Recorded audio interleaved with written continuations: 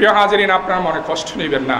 আজকে এই মসজিদের মধ্যে মিনিমাম 1 থেকে 1,500 মুসল্লি নামাজ আদায় করি আমরা জুমার নামাজের মধ্যে। একটা সমাজে, একটা এলাকায় যদি 1,500 মানুষ যদি সেই নামাজই থাকে, সেই মানুষগুলো যদি ভালো মানুষ হয়, তাহলে সেই সমাজের কিভাবে অনৈতিক কাজ চলতে পারে?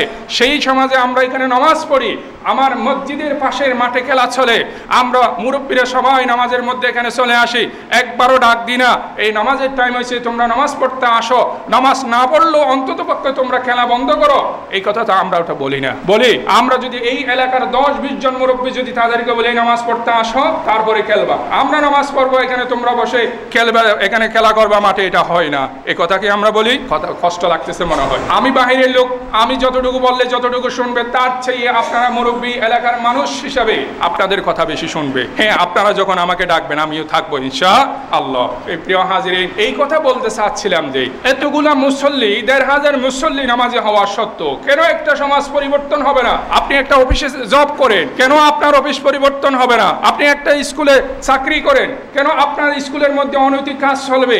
কেন আপনি প্রতিবাদ করবেন না? তাহলে বোঝা যাচ্ছে আমার, এবং এটার জন্য আমিও দায়ী বলতেছি, এখানে আমাকে সহ আমি সম্বোধন করতেছি, এটার জন্য হয়তো আমরা যেভাবে নামাজ পড়ার দরকার ছিল সেভাবে নামাজ পড়তে পারতেছি না বিদায় হয়তো আমরা গতানুগতিকভাবে এটা আমার একটা ঠেকাই পড়ে করা, আল্লাহ যেহেতু ফরজ করেছেন সেই হিসেবে করা, সবাই পড়তেছে, আমি না পড়লে কি বলবে, আমার সন্তান কি বলবে, আমার স্ত্রী কি বলবে, আমার বন্ধু বান্ধব কি বলবে, 2 দিন পরে আমার ছেলের সাথে বিয়ে বউ আনতে হবে, আমার মেয়েকে বিবাহ দিতে হবে, এখন তাহলে তাদের শ্বশুর বাড়ির লোকেরা কি বলবে, আমার বিয়ে নামাজ পড়ে না, নামাজ দাঁড়িয়ে রাখে নাই, এই নিয়তে যদি আমরা এই কাজগুলা করি তাহলে তো আমাদের নামাজ সেই জীবন্ত নামাজ হবে না, আমার নামাজ মৃত নামাজ। যার কারণে এতগুলো মানুষ মুসল্লি থাকার সত্ত্বেও আমার সমাজের মধ্যে কোনো ধরনের পরিবর্তন আসতেছে না। প্রিয় হাজিরিন, আমরা দেখা যায় বিভিন্ন সময় অনেক ক্লান্ত হয়ে যাওয়ার পরে আমাদের মাইন্ডটাকে রিফ্রেশ করার জন্য আমরা বিভিন্ন সময় কক্সবাজার যাই, বান্দরবন যাই, খাগড়াছড়ি যাই, অথবা অনেক সময় আমরা সিঙ্গাপুর, তারপরে লিবিয়া, বিভিন্ন রাষ্ট্রে আমরা সফর করি। কি জন্য? আমাদের মনটাকে রিফ্রেশ করার জন্য, মাইন্ডটাকে একটু ফ্রেশ করার জন্য। বছরের 11টা মাস আমরা কাজ করেছি, তাহলে শীতকাল যখন আসবে আমরা বিভিন্ন ধরনের সফর উপলক্ষে মনটাকে ফ্রেশ করার জন্য যাই। অথচ আল্লাহ তাআলা কোরআনে আমাদেরকে কি বলেছেন? আলা বিযিকরিল্লাহি তাতমাইন্নুল কুলুব। হে আমার বান্দারা, তোমরা খেয়াল করো, এই যে তোমরা যদি আলা বিযিকরিল্লাহ, তোমরা যদি আমার জিকির করো, আর বিযিকরিল্লাহ দ্বারা এখানে মুহাদ্দিসিনে মুফাসসিরিনে কেরাম নিয়েছেন আই বিসলাতিল্লাহ, তোমরা যদি নামাজ পড়ো, এই নামাজের মাধ্যমে তোমাদের কি হবে? তোমাদের হৃদয় প্রফুল্ল হবে, তোমার মধ্যে যেই ক্লান্তি আছে তোমার মাইন্ডটা কি হয়ে যাবে? রিফ্রেশ হয়ে যাবে। অথচ আল্লাহ বলতেছেন তুমি নামাজে দাঁড়াও, যেভাবে নবী রাসূলগণ নামাজে দাঁড়িয়ে তাদের যেই ব্যথা বেদনা যা কিছু ছিল সব কিছুর সমাধান নামাজের মাধ্যমে করেছেন। আজকে আমরা মুসলিমের সন্তানেরা সেই নামাজ থেকে দূরে সরে গিয়ে আমরা শান্তি খুঁজি কোথায়?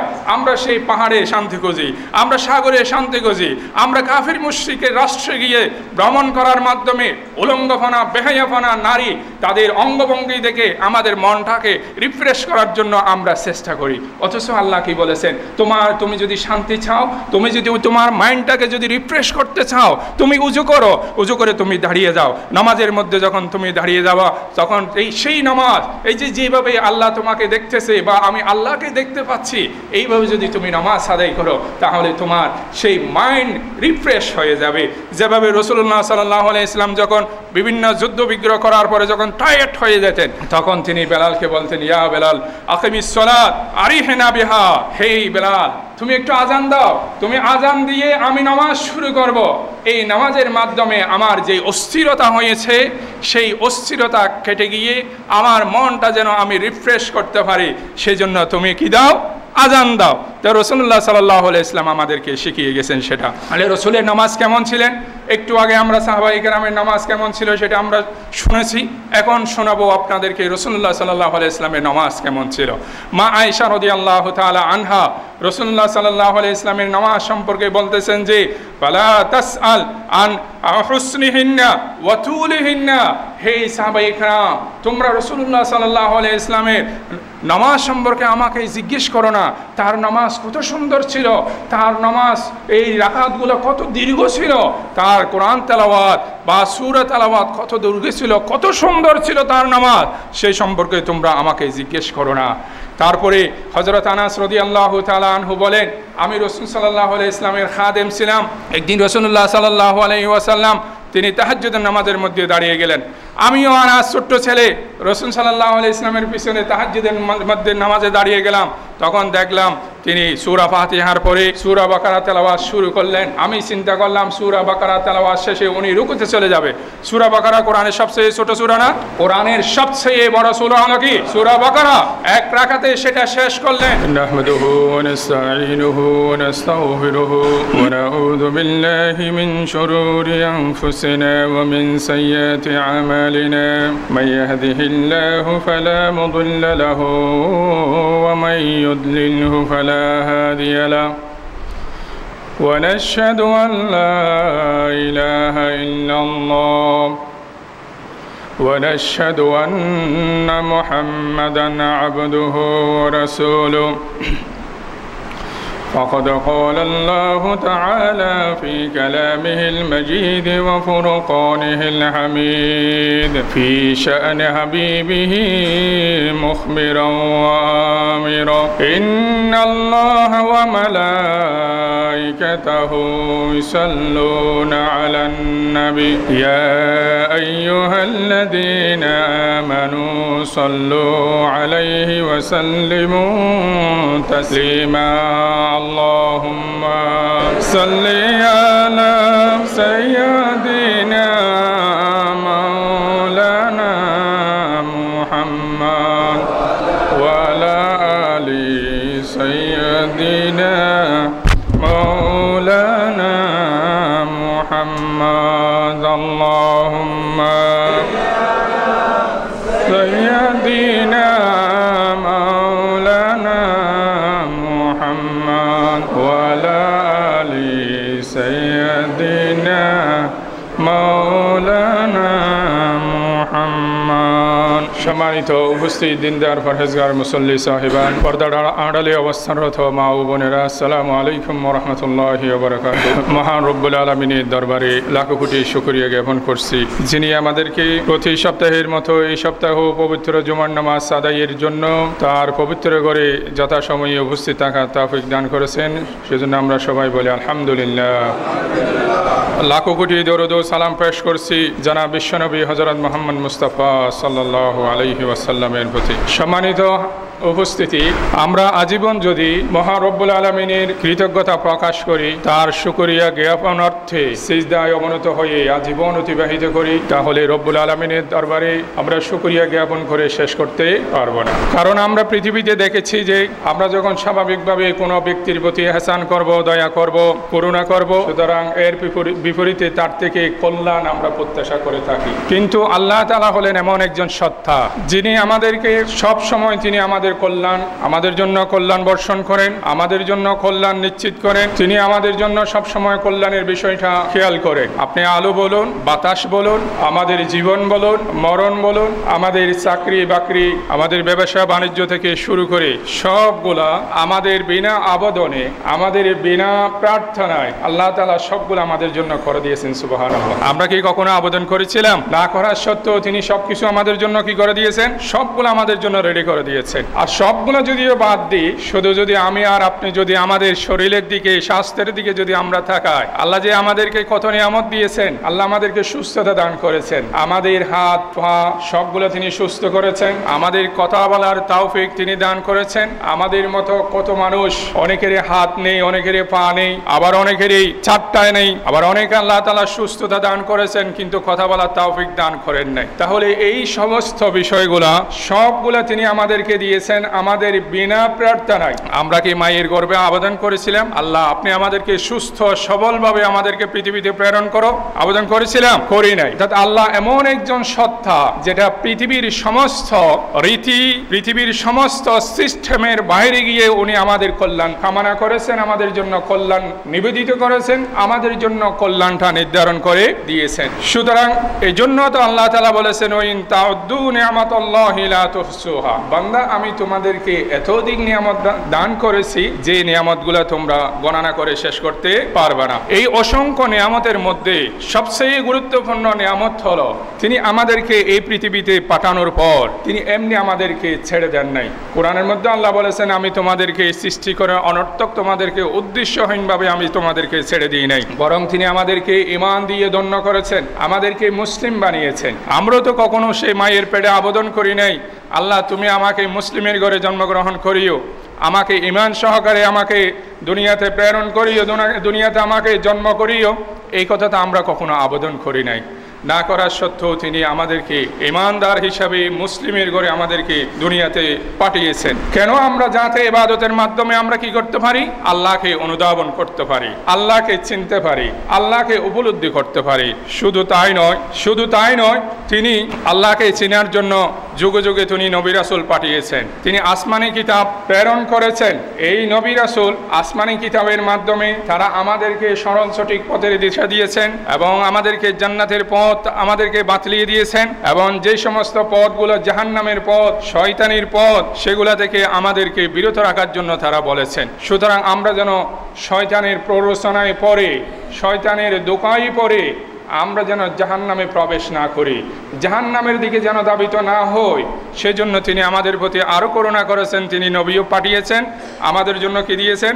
আসমানি কিতাবও প্রেরণ করেছেন। আরেকটা বিষয় যদি আমরা লক্ষ্য করি যে তার পাশাপাশি আল্লাহ তাআলা আমাদের জন্য এমন কিছু ইবাদত দিয়েছেন যেই ইবাদতের মাধ্যমে আমরা আল্লাহ তাআলার সান্নিধ্য অর্জন করতে পারি, আল্লাহ তাআলাকে আমরা জানতে পারি, আল্লাহ তাআলাকে আমরা অনুধাবন করতে পারি, আল্লাহ তাআলাকে আমরা চিনতে পারি। সেই ধরনের কিছু ইবাদত তিনি আমাদেরকে দিয়েছেন, যেই ইবাদতের মাধ্যমে আমরা আমাদের অব্যক্ত বেদনা, যেটি আমি কারো কাছে প্রকাশ করতে পারি না, যেই অভিযোগ, যেই বেদনা শোনার মতো আমার পৃথিবীতে কেউ নেই। হয়তো আমি আমার বন্ধু বান্ধব, আমার প্রতিবেশীকে আমি একবার বলবো, দুইবার বলবো, তিনবার যখন বলবো সেই হয়তো বিরক্ত ফিল করবে, সে এটা আর শুনতে চাইবে না, হয়তো সেই আমার সাথে খারাপ আচরণ করবে। সুতরাং এই যে আমার মনের কথা, আমার মনের আকুতি, আমার মনের বেদনা প্রকাশ করার জন্য, ব্যক্ত করার জন্য পৃথিবীর যদিও বা কাউকে না পায়, সুতরাং আল্লাহ তাআলা আমাদের উপর এমন কিছু ইবাদত ফরজ করে দিয়েছেন, নির্ধারণ করে দিয়েছেন, যেই ইবাদতগুলোর মাধ্যমে আমরা আমাদের মনের যেই আশা, মনের যেই বেদনা, সেইগুলা আমরা মনের মাধুরী মিশিয়ে রব্বুল আলামিনের দরবারে যেন আমরা উপস্থাপন করতে পারি, এমন কিছু ইবাদত তিনি আমাদের জন্য নির্ধারণ করে দিয়েছেন। সেই ইবাদতগুলোর মধ্যে অন্যতম একটা ইবাদত হলো সালাত তথা নামাজ। এটাকে আমরা বাংলায় নামাজ বলি, যদিও বা নামাজ শব্দটি কি ফারসি শব্দ।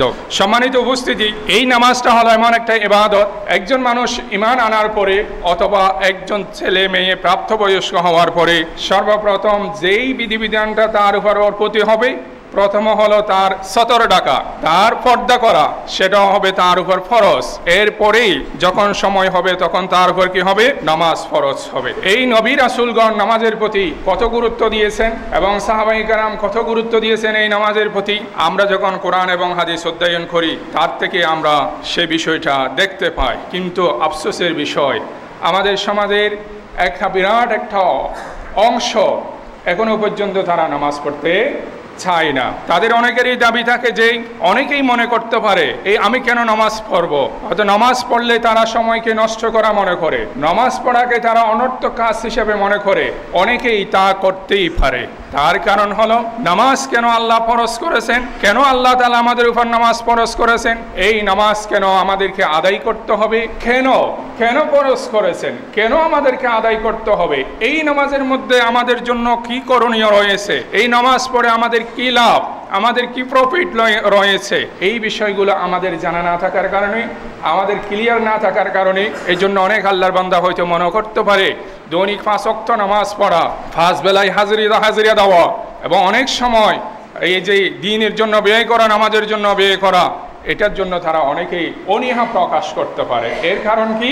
আমরা যে নামাজ পড়ি এই নামাজের মাধ্যমে কি আল্লাহর কোনো উপকার হয়, আল্লাহর কোনো লাভ হয়? বলেন, পৃথিবীর সমস্ত মানুষ যদি মুসলিম হয়ে যদি দৈনিক 5 ওয়াক্ত নামাজ আদায় করে, তাহাজ্জুদের নামাজ আদায় করে, আল্লাহর কি কোনো কিছু লাভ হবে? হবে না। আর পৃথিবীর সমস্ত মানুষ যদি আল্লাহর সাথে কুফরি করে, আল্লাহকে যদি অস্বীকার করে, আল্লাহর অস্তিত্বকে যদি মেনে না আনে, তাহলে আল্লাহর কি কোনো ক্ষতি হবে? কোনো ক্ষতি হবে না। সুতরাং তিনি যে আমাদের উপর নামাজ ফরজ করেছেন, আমাদের দৈনিক 5 ওয়াক্ত নামাজ পড়াকে তিনি আবশ্যক করেছেন, সেটা কাদের কল্যাণে?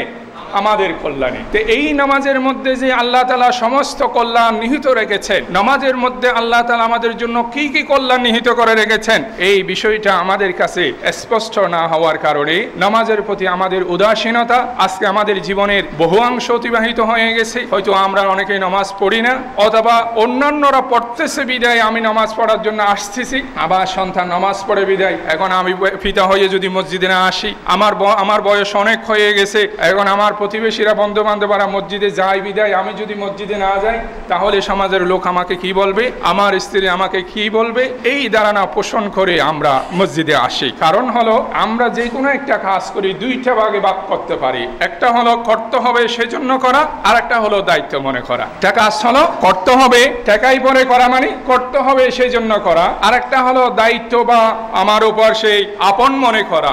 এই দুইটার মধ্যে অনেক পার্থক্য রয়েছে। টাকাই পরা করলে কাজ মানে কোন রকম আমার দায়িত্বটা আমি পালন করলাম, আর যদি কোনো একটা কাজকে যদি আমার মৌলিক কাজ মনে করি, আমার ব্যক্তিগত কাজ যদি আমি মনে করি, তাহলে সেটা যেভাবে আমরা সিনসিয়ারলি ভাবে সেটা যেভাবে গুরুত্ব সহকারে আমরা পালন করব।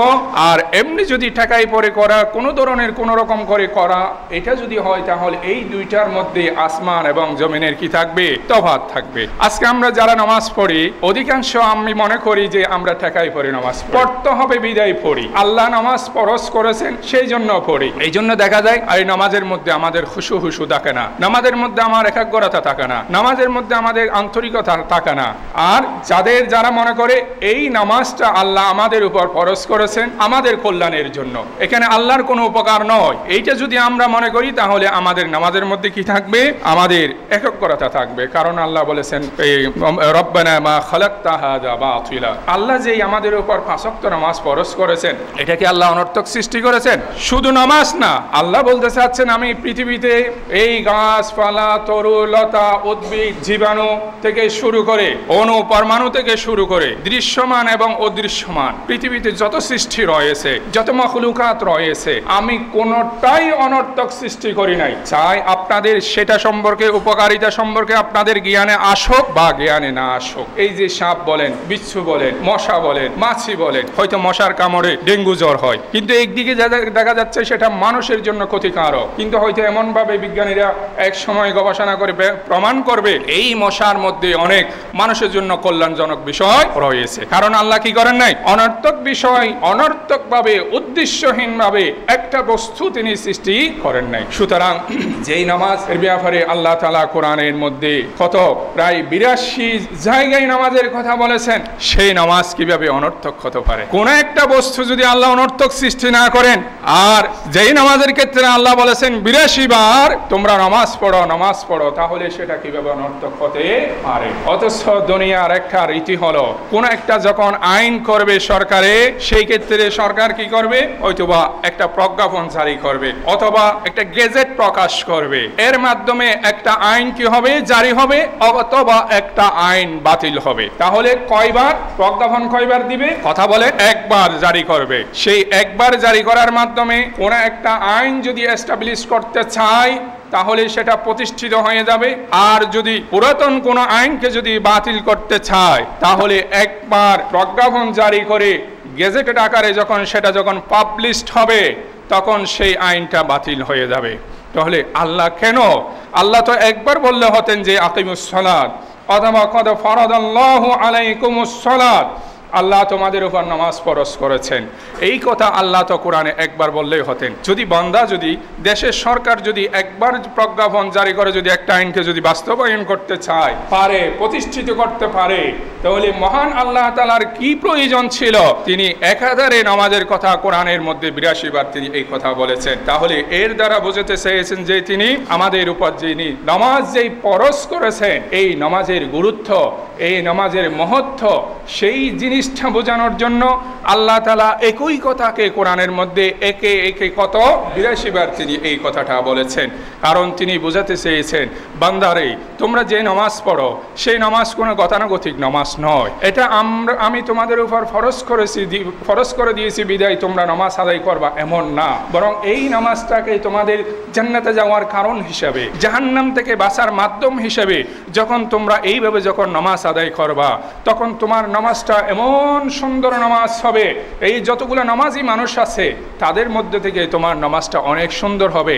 এবং এই নামাজটা এমন একটা নামাজ হবে যেই নামাজের মাধ্যমে তুমি তোমার জীবনে যত ধরনের ব্যথা বেদনা আছে, যত ধরনের তোমার মনের কষ্ট আছে, যত ধরনের বিপদ আপদ বালা মুসিবত তোমার উপর পেয়ে বসেছে, সমস্ত কিছুর সমাধান তুমি এই নামাজের মধ্যে পেয়ে যাবা। সুবহানাল্লাহ বলি আমরা। কিভাবে? যদি আমরা নামাজটাকে যদি আল্লাহ আমাদের উপর ফরজ করে দিয়েছেন সেই জন্য না পড়ে, এটা আল্লাহ আমাদের জন্য কল্যাণের জন্য আমাদের উপর ফরজ করে দিয়েছেন। এই নামাজ আদায় করে আল্লাহর কোনো কল্যাণ হবে না, উপকার হবে না। এই নামাজ পড়ে একমাত্র আমার উপকার হবে, আমাকে জান্নাতে যাওয়ার পথটা আমার জন্য মসৃণ হবে, জাহান্নামে যাওয়ার পথটা আমার জন্য বাধাগ্রস্ত হয়ে যাবে। এইভাবে যদি এই নামাজটাকে যদি আমরা এইভাবে একান্ত নিজের উপকারের জন্য, কল্যাণের জন্য, এই নামাজটা আমার পরকালের একমাত্র সফলতার মুক্তির একমাত্র অবলম্বন হিসেবে যখন আমরা আন্তরিকতা দিয়ে খুশু হুদু সহকারে যখন আমরা পড়তে পারবো, তাহলে এই নামাজের মধ্যে আল্লাহ যেই জন্য নামাজ ফরজ করেছেন শুধুমাত্র পড়ার জন্য নয়, বান্দা এই নামাজের মধ্যে আমি তোমার জন্য জীবনের সমস্ত সমস্যার সমাধান আমি নিহিত করে দিয়েছি। সুতরাং আমরা যদি এইভাবে যদি নামাজ পড়তে পারি, তাহলে আমাদের জীবনে এই নামাজটা আমাদের জীবনের প্রতিটা বিপদ আপদ বালা মুসিবত থেকে মুক্তির কারণ হিসাবে এটা হয়ে যাবে, নিশ্চিত হয়ে যাবে। এই জন্য তো আল্লাহ তাআলা কোরআনের মধ্যে বলেছেন, ওয়াস্তাঈনু বিস-সাবরি ওয়াস-সালাত ওয়া ইন্নাহা লাকাবীরাতুন ইল্লা আলাল খাশিঈন। তোমরা আল্লাহর কাছে কি করো? সাহায্য প্রার্থনা করো, বিস-সাবরি ওয়াস-সালাত, ধৈর্য এবং নামাজের মাধ্যমে। তাহলে বিপদে পড়লে যে ধৈর্য ধারণ করতে হবে এবং নামাজের মাধ্যমে সেটার সমাধান করতে হবে, সেটা আল্লাহই তো আমাদের উপর কি করে দিয়েছেন, স্পষ্ট করে কোরআনে বলেছেন যে ওয়াস্তাঈনু বিস-সাবরি ওয়াস-সালাত, তোমরা আল্লাহর কাছে নামাজ এবং ধৈর্য সহকারে কি চাও? সাহায্য চাও। কারণ হলো ওয়া ইন্নাহা লাকাবীরাতুন ইল্লা আলাল খাশিঈন। আর এই নামাজ সবার জন্য সহজ হবে না, নামাজ পড়া সবার জন্য সহজ হবে না, একমাত্র যারা আল্লাহকে ভয় করে তাদের জন্য এই নামাজ সহজ হবে। আপনি আমি যদি চিন্তা করি, এই যে একটা এলাকায় কত মানুষ জীবনযাপন করে, কত মানুষের এখানে অবস্থান আছে, কিন্তু আপনি যখন দেখবেন ফজরের নামাজে যখন মসজিদে এখানে এই মসজিদে আসবেন, আশপাশের মসজিদে যখন যাবেন, কয়জন মানুষ নামাজের মধ্যে ফজরের জামাতে অংশগ্রহণ করেছে আপনি দেখবেন, তাহলে আপনি বুঝতে পারবেন ইন্নাহা লাকাবীরাতুন ইল্লা আলাল খাশিঈন। আল্লাহ কেন এই কথাটা বলেছেন? শুধুমাত্র যারা আল্লাহকে ভয় করে, এই মুষ্টিমেয় এক কাতার দুই কাতার মানুষকে আপনি পাবেন, বাকিরা আল্লাহকে ভয় করে না। সেই জন্য সে হয়তো দিনের 5 ওয়াক্ত নামাজের মধ্যে 3 ওয়াক্ত পড়ে, 4 ওয়াক্ত পড়ে, 5 ওয়াক্ত পড়ে না, এইভাবে আপনি পাবেন। এরপরে সম্মানিত উপস্থিতি, আমরা যদি একটু চিন্তা করে দেখি যে নবী রাসূলদের যদি আমরা ঘটনাগুলো তাদের জীবন চরিত্র যদি আমরা দেখি, তাহলে বুঝতে পারবো যে নবী রাসূল সাল্লাল্লাহু আলাইহি ওয়াসাল্লাম তারা যদি কোনো ধরনের বিপদ আপদে বালা মুসিবতের মধ্যে তারা যখন নিপতিত হতেন, সেই বালা মুসিবত থেকে উদ্ধার পাওয়ার জন্য, রেহাই পাওয়ার জন্য, মুক্তি পাওয়ার জন্য তারা সরাসরি নামাজের মধ্যে দাঁড়িয়ে যেতেন। এই নামাজ পড়ার মাধ্যমে তারা সেই বিপদ থেকে মুক্তি লাভ করতেন। এক্ষেত্রে যদি আমরা একজনের কথা বলি, হযরত জাকারিয়া আলাইহিস সালামের কথা যদি বলি, হযরত জাকারিয়া আলাইহিস সালাম ছিলেন মারিয়াম আলাইহিস সালামের খালু। এই মারিয়াম আলাইহিস সালামের লালন পালনের দায়িত্বভার ছিল হযরত জাকারিয়া আলাইহিস সালামের উপরে। হযরত জাকারিয়া আলাইহিস সালাম এক সময় মারিয়াম আলাইহিস সালামকে একটা প্রকোষ্ঠে রুমের মধ্যে আবদ্ধ করে তিনি তার কাছে চলে গেলেন, কিন্তু দীর্ঘ অনেক ঘন্টা হয়ে গেল। তখন হযরত জাকারিয়া আলাইহিস সালাম নিজের মধ্যে প্রবোধ দিচ্ছিলেন, হায়রে আমি তো মারিয়ামকে একটা রুমের মধ্যে, যেই রুমের দরজা জানালা ছিল না, দরজাটা আমি লক করে আসছি, তালা মেরে আসছি, এবং বাহির থেকে কোনো মানুষ সেখানে কোনো কানা পিনা দিবে এই ধরনের কোনো ব্যবস্থা নেই। এখন মারিয়ামের কি অবস্থা হবে? কেন আমি এই কাজটা করলাম? দীর্ঘক্ষণ সময় ওনার বিরতি হওয়ার কারণে উনি নিজেই টেনশনে পড়ে গেলেন। এরপরে দীর্ঘ সময় অতিবাহিত হওয়ার পরে যখন তিনি মারিয়াম আলাইহিস সালামের সেই কক্ষে দরজা খুলে যখন ভিতরে প্রবেশ করলেন, তখন তিনি দেখতে পেলেন যে এখানে এমন কিছু ফসল, এমন কিছু ফল ফলাদি, খাদ্য পানীয় এখানে রয়েছে, যেই ফলগুলো সেই সময়ের মৌসুমের ফল ছিল না।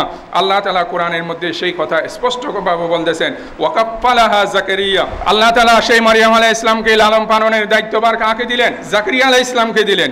কুল্লামা দাখালা আলাইহা জাকারিয়া আল মিহরাব ওয়াজাদা ইনদাহা রিজকান, যখন জাকারিয়া আলাইহিস সালাম ঘরের দরজা খুলে সেই মারিয়াম আলাইহিস সালামের কাছে যখন প্রবেশ করলেন, তখন দেখা গেছে সেখানে কি বেমৌসুমি ফল। তারপরে তিনি বললেন, ক্বালা ইয়া মারইয়ামু আন্না লাকি হাযা, হে মারইয়াম তুমি এই তোমার কাছে এই বেমৌসুমি ফলগুলো কোথা থেকে এসেছে? ক্বালাত হুয়া মিন ইনদিল্লাহ। তখন মারইয়াম আলাইহিস সালাম জবাব দিয়েছিলেন, হে আমার খালো, এই রিজিকগুলো এই ফলমূলগুলো কার পক্ষ থেকে এসেছে? আল্লাহর পক্ষ থেকে এসেছে। সুবহানাল্লাহ। তখন সেই জাকারিয়া আলাইহিস সালামের হৃদয়ের মধ্যে যে প্রশ্ন রেখাপাত করেছিল এতদিন পর্যন্ত, সেই প্রশ্নের উত্তরের সমাধান তিনি পেয়ে গেলেন। জাকারিয়া আলাইহিস সালামের স্ত্রী ছিল বন্দা এবং সেই জাকারিয়া আলাইহিস সালামের বয়স অনেক হয়ে গিয়েছিল, তিনি বৃদ্ধ হয়ে গিয়েছিলেন, তার একটা সন্তান ছিল না। সেই দীর্ঘদিন ধরে সন্তানের জন্য আল্লাহর দরবারে দোয়া করেছিলেন। তখন তার সেই প্রশ্ন, দীর্ঘদিনের প্রশ্নের আনসার সে পেয়ে গেল যে আল্লাহ এই ঘরের দরজা জানালা সবগুলো বন্ধ হওয়া সত্ত্বেও বেমৌসুমি ফল যদি মারিয়াম আলাইহিস সালামকে যদি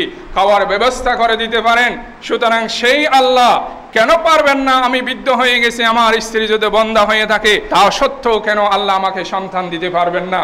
অবশ্যই তিনি আমাকে সন্তান দিতে পারবেন। এই কথা বলে তিনি হুনালিকা দাআ জাকারিয়ান রাব্বাহু, এরপরে সেই জাকারিয়া আলাইহিস সালাম নামাজের মধ্যে দাঁড়িয়ে গেলেন, যাই নামাজে দাঁড়িয়ে গেলেন। দাঁড়িয়ে তিনি নামাজ শুরু করলেন এবং সেইখানে তিনি আল্লাহর দরবারে দোয়া করলেন যে রব্বি হাবলি মিন লাদুনকা যুররিয়াতান তাইয়্যিবাতান ইন্নাকা সামিউদ দুআ। হে আল্লাহ, আপনি যদি মারিয়ামকে যদি বেমৌসুমে ফল দিতে পারেন, তাহলে আমার স্ত্রী বন্ধা হওয়া সত্ত্বেও, আমার বয়স বৃদ্ধ হওয়া সত্ত্বেও, তাহলে আপনি অবশ্যই আমাকে সন্তান দিতে পারবেন। তাহলে তার দীর্ঘদিনের সেই মনের জ্বালা, সে তার মনের ক্ষুধা, তার দীর্ঘদিনের সেই আকুতি মিনতি উনি সমাধান করার জন্য তিনি কোথায় দাঁড়িয়ে গেলেন? নামাজে দাঁড়িয়ে গেলেন। ফানাদাতুল মালাইকা, সেই নামাজরত অবস্থায় আল্লাহ তাআলার পক্ষ থেকে ফেরেশতা ডাক দিল, ওহুয়া কায়িমুন ইউসাল্লি ফিল মিহরাব। তখন সেই জাকারিয়া আলাইহিস সালাম সেই নামাজের মধ্যে ছিলেন, নামাজরত অবস্থায় ছিলেন। এই সময়ে আল্লাহ তাআলার পক্ষ থেকে ফেরেশতা ডাক দিলেন, আন্নাল্লাহা ইউবাশশিরুকা বিয়াহইয়া,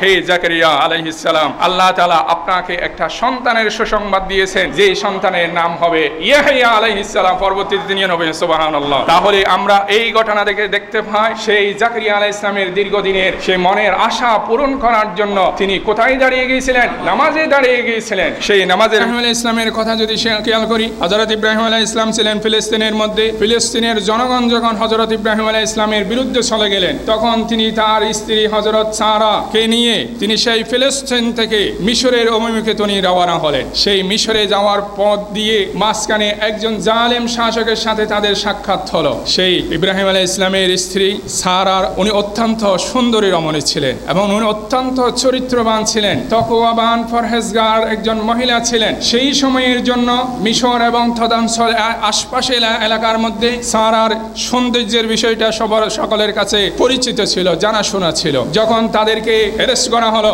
বা ধৃত করা হলো, তখন সেই সারার সাথে সেই কুখ্যাত বাদশাহ অপকর্ম করার জন্য চেষ্টা করলো, তার মনের চাহিদা মেটানোর জন্য, অনৈতিক কাজের মাধ্যমে মনের চাহিদা মেটানোর জন্য তাকে নিয়ে আসলো সেই বাদশার দরবারে। এইদিকে ইব্রাহিম আলাইহিস সালাম তিনি যাই নামাজে দাঁড়িয়ে গেলেন, তিনি আল্লাহর দরবারে দোয়া করেছিলেন যে হে আল্লাহ, আমরা তো এক জালিমের হাতে আমরা ধৃত হয়েছি, সেই তো অনেক ক্ষমতাধর, তার সামনে আমাদের করার মতো কোনো ক্ষমতা নেই।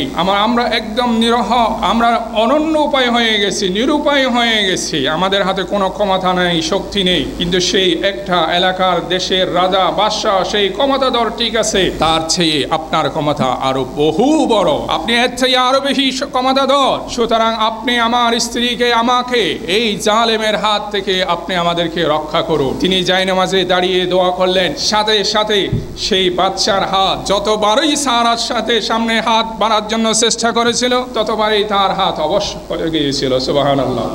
তাহলে সেই হযরত ইব্রাহিম আলাইহিস সালাম এবং সারা দুইজনে যে তারা একটা বিপদগ্রস্ত হয়ে পড়েছিলেন, সেই মহা বিপদ থেকে তারা রেহাই পেয়েছিলেন কিসের মাধ্যমে?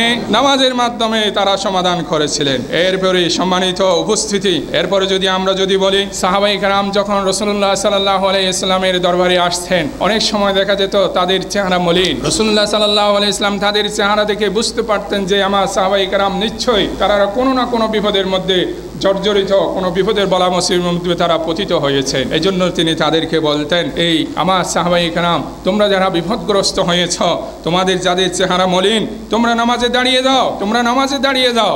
এই নামাজের মাধ্যমে তোমরা তোমাদের মনের ব্যথা বেদনা, তোমাদের আশা আকাঙ্ক্ষা যাহা কিছু আছে সব কিছু তোমাদের রবের কাছে কি করো, তোমরা উপস্থাপন করো। আজকে আমরা সেই নামাজকে আমরা কি করি, আজকে সেই নামাজকে আমরা উপেক্ষা করি। সম্মানিত হাজিরিন, এই জন্য আজকে আমরা কথা বলতে চাচ্ছি যে আমি কথা বলবো আজকে নামাজ সম্পর্কে, যেন আমাদের নামাজটা সাল্লাল্লাহু আলাইহি ওয়াসাল্লাম থেকে এই নামাজের বিধিবিধানগুলো তারা শিখেছেন, শিখে তারা সেভাবে তারা রাসূলুল্লাহ সাল্লাল্লাহু আলাইহি ওয়াসাল্লাম যেভাবে নামাজ আদায় করতেন তারাও সেভাবে নামাজ আদায় করতেন।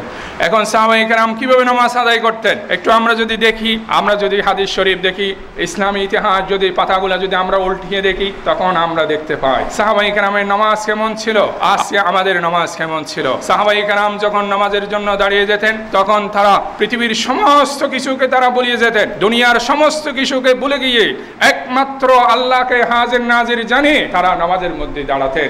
সেভাবে তারা নামাজ আদায় করতেন যেভাবে রাসূলুল্লাহ সাল্লাল্লাহু আলাইহি ওয়াসাল্লাম হাদিসে জিবরাইলের মধ্যে বলেছেন, আনতা আবুদুল্লাহ কান্নাকা তারাহু ফাইন লাম তাকুন তারাহু ফাইন্নাহু ইয়ারাকা।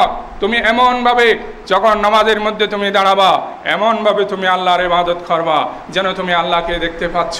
যেইভাবে যদি আমাদের আশেপাশে যদি আমাদের মুরব্বী কেরাম থাকে, যেমন আমরা এখানে বসেছি, তাহলে এখানে আমি এদিকে আপনাদের দিকে তাকিয়ে আছি, আপনার আশেপাশে আপনাদের মুরব্বী অনেক মুরব্বী আছেন। এখন আমাদের এই যে বসা, আমাদের আচরণটা কেমন হচ্ছে, এখানে আশেপাশে মানুষ আছে, খতিব সাহেব আলোচনা করতেছেন, আমি যদি কোনো ধরনের দৃষ্টিগত আচরণ করি তাহলে সেটা তো মানুষও হয় না। সুতরাং আল্লাহ যদি আমরা যদি মনে করি আমি যে নামাজ পড়তেছি এই নামাজে তো আল্লাহ আমাকে দেখতেছে বা আমি আল্লাহকে দেখতে পাচ্ছি, যদি আমার এই যোগ্যতা যদি না আছে, আল্লাহকে আমি দেখতে পাচ্ছি, আমার সামনে আমার মুরব্বী আছেন, আমার সামনে খতিব সাহেব আছেন, এই জন্য আমার বাসা উঠা চাল চরণগুলো আমরা কত কেয়ারফুলি ভাবে করি। সুতরাং আমি যদি মনে করি আমি আল্লাহকে দেখতে পাচ্ছি তাহলে আমার নামাজের মধ্যে একাগ্রতা আসবে। রাসূলুল্লাহ সাল্লাল্লাহু আলাইহি ওয়াসাল্লাম বলেছেন, তুমি যদি এত যোগ্যতা অর্জন করতে না পারো তাহলে এটাই মনে করো আমি যদি দেখতে না পারি, স্বয়ং আল্লাহ তো আমাকে দেখতে পাচ্ছেন। সুতরাং যেখানে আল্লাহ আমাকে দেখতে পাচ্ছেন সেখানে আমার এই যে নামাজটা কেমন হওয়া দরকার, সেভাবে আমাদেরকে কি করতে হবে, নামাজটা আমাদেরকে আদায় করতে হবে। এই সাহাবায়ে কেরাম কিভাবে নামাজ আদায় করতেন সে কথা বলতে চাচ্ছিলাম যে সাহাবায়ে কেরাম যখন নামাজে দাঁড়িয়ে যেতেন তখন তারা এত একাগ্রতা চিত্তে, এত হুশু খুদুর মাধ্যমে তারা নামাজ আদায় করতেন যে এই যে পাখি আকাশ দিয়ে উড়ে যাওয়ার সময় মনে করত এটা একটা গাছের মরা একটা গাছ, সেই গাছ মনে করে তাদের মাথার উপরে পাখিগুলো বসে যেত, সে উড়ন্ত পাখি তাদের মাথার উপর বসে যেত। অর্থাৎ তারা এত ধীর স্থিরতার সাথে একাগ্রতার সাথে তারা নামাজ আদায় করতে যে আশপাশ কি হচ্ছে না হচ্ছে আর কোনো খবর নেই, তার সাথে রব্বুল আলামিনের সাথে কানেকশন হয়ে গেছে, যোগাযোগ হয়ে গেছে। সুতরাং পৃথিবীর সমস্ত কিছুকে সেই ভুলে গিয়ে একমাত্র রব্বুল আলামিনের দরবারে সেই সঁপে দিয়েছে, এইভাবে তারা নামাজ আদায় করতেন।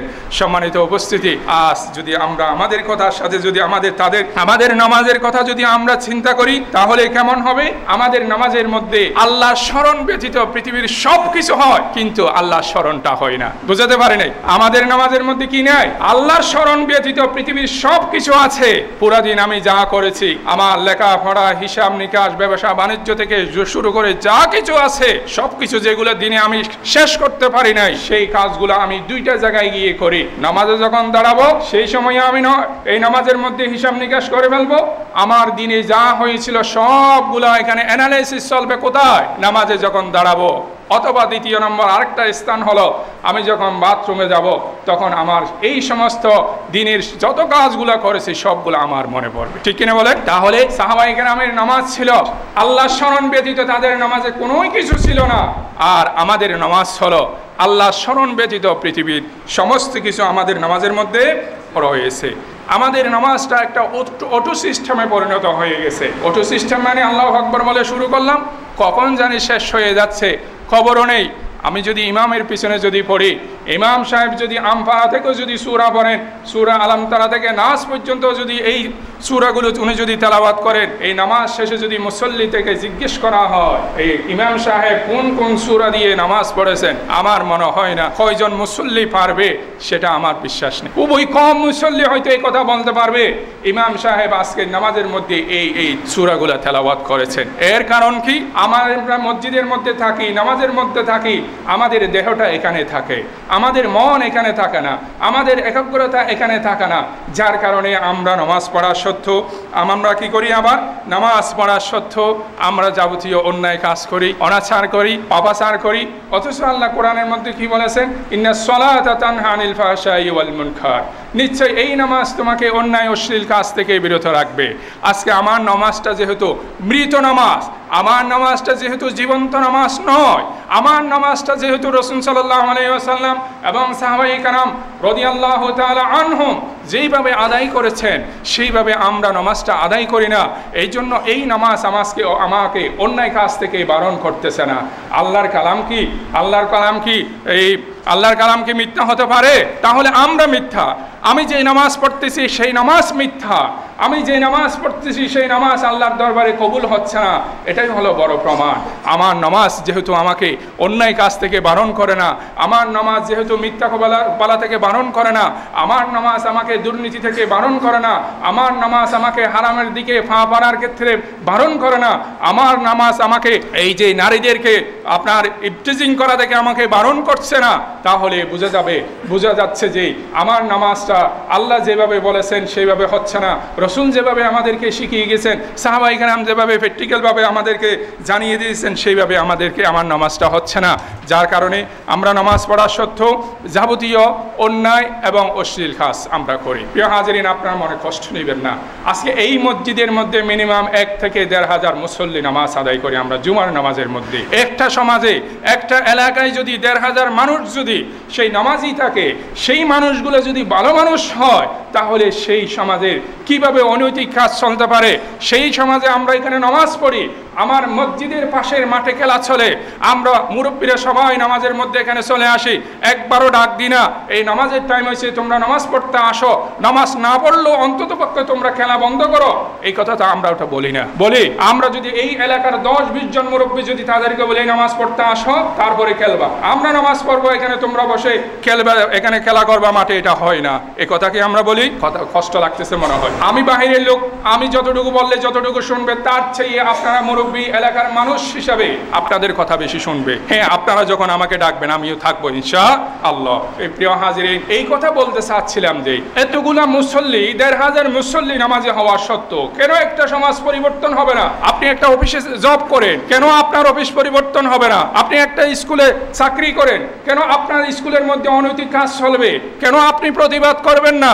তাহলে বোঝা যাচ্ছে আমার, এবং এটার জন্য আমিও দায়ী বলতেছি, এখানে আমাকে সহ আমি সম্বোধন করতেছি, এটার জন্য হয়তো আমরা যেভাবে নামাজ পড়ার দরকার ছিল সেভাবে নামাজ পড়তে পারতেছি না বিদায় হয়তো আমরা গতানুগতিকভাবে এটা আমার একটা ঠেকাই পড়ে করা, আল্লাহ যেহেতু ফরজ করেছেন সেই হিসেবে করা, সবাই পড়তেছে, আমি না পড়লে কি বলবে, আমার সন্তান কি বলবে, আমার স্ত্রী কি বলবে, আমার বন্ধু বান্ধব কি বলবে, 2 দিন পরে আমার ছেলের সাথে বউ আনতে হবে, আমার মেয়েকে বিবাহ দিতে হবে, এখন তাহলে তাদের শ্বশুর বাড়ির লোকেরা কি বলবে, আমার বিয়াই নামাজ পড়ে না, নামাজ দাঁড়িয়ে রাখে নাই, এই নিয়তে যদি আমরা এই কাজগুলা করি তাহলে তো আমাদের নামাজ সেই জীবন্ত নামাজ হবে না, আমার নামাজ মৃত নামাজ।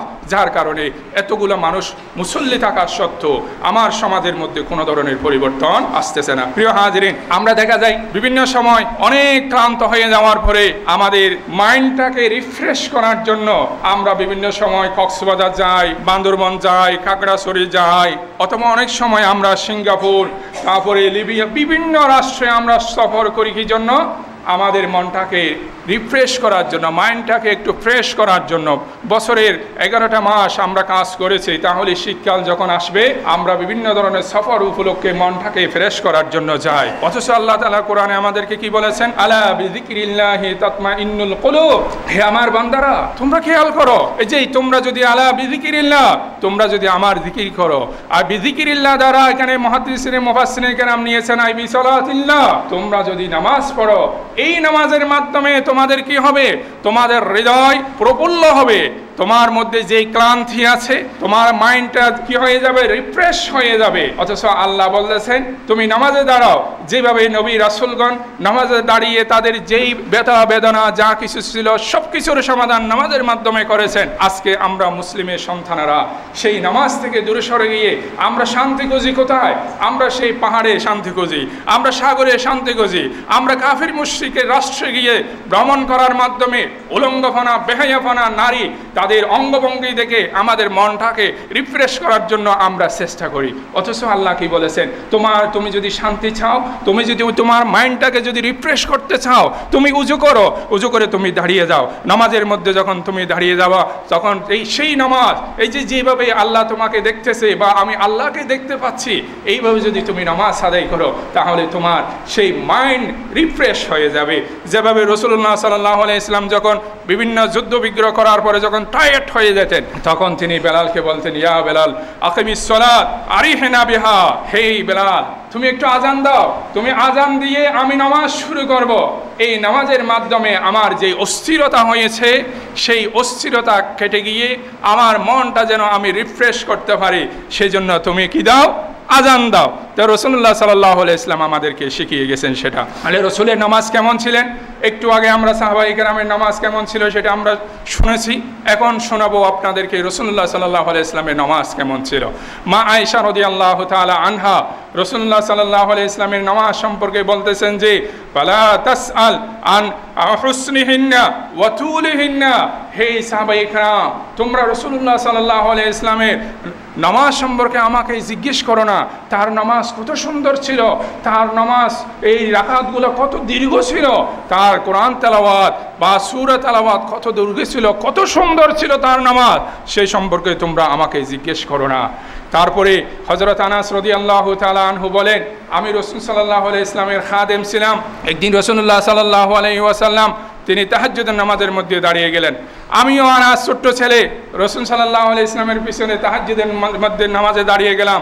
তখন দেখলাম তিনি সূরা ফাতিহার পরে সূরা বাকারা তেলাওয়াত শুরু করলেন। আমি চিন্তা করলাম সূরা বাকারা তেলাওয়াত শেষে উনি রুকুতে চলে যাবে। সূরা বাকারা কোরআনের সবচেয়ে ছোট সূরা না? কোরআনের সবচেয়ে বড় সূরা হলো কি? সূরা বাকারা। এক রাকাতে সেটা শেষ করলেন।